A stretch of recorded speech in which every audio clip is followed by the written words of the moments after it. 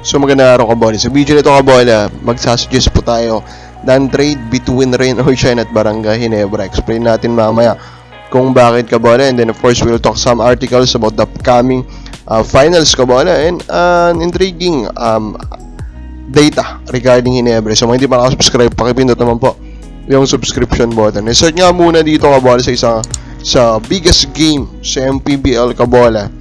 Kasi nga, it was the battle of the top 2 teams ng North Division. Actually, the top 2 teams of the current elimination round din, kabola, in terms of its standing.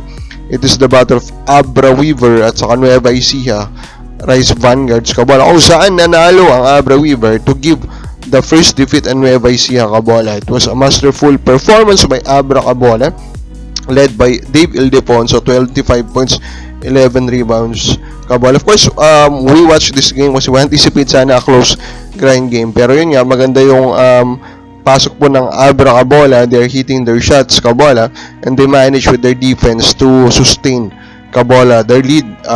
Home court pa dito yung Nueva Ecija, kabola.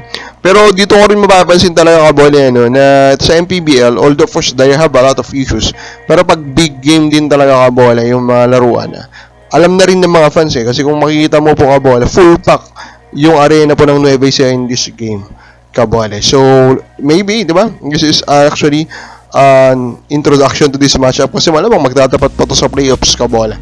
Now, Team Cone has now lost his last 3 game 7s, kabola, di ba?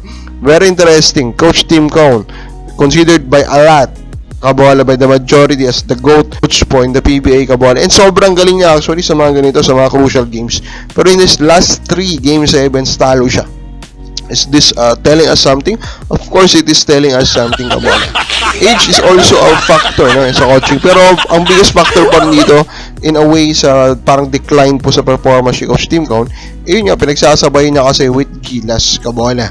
I think I still keep pushing with this idea, kabola, that one day or another, kabola, he will need to make a choice, kabola. Speaking of parang winless, San Miguel is actually winless currently po against TNT, kabola. Very, very interesting data, kabola. Pero at the end of the day, that is nothing, no? With this series, wala naman yan. Hindi naman sila mag-start as 0-1, kabola, because of that. So, kumbaga, that should be a better in this upcoming finals, kabola. So, ito na, kabola, si Coach Chot Reyes, kabola, is trying to get ito nga pong kanyang team into a Grand Slam. Sabi dito sa article, no secret to TNT success, just plain hard work. Grabe naman, niloko nyo namang nilang nyo, kabola, diba? Of course, kasama dyan yung kanilang performance on the court, kasama dyan yung pag-build up nila ng chemistry, pero one big factor din talaga, kabola, is yung mga acquisition nila and their maximization of their farm teams, kabola. Pero of course, chumamba talaga din sila dun sa trade nila with Jordan Hating, kabola.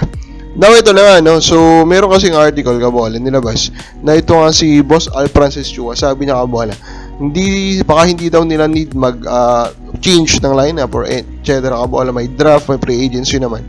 Pero in reality, kabola, actually, di ba, itong nakaraang tatlong playoffs, dalawang finals sila doon, kabola, it shows, kabola, that there is a need for them to make some changes. Unang-una sa lahat, tatanda na naman yung lineup na, specifically Aguilar, di ba, kabola?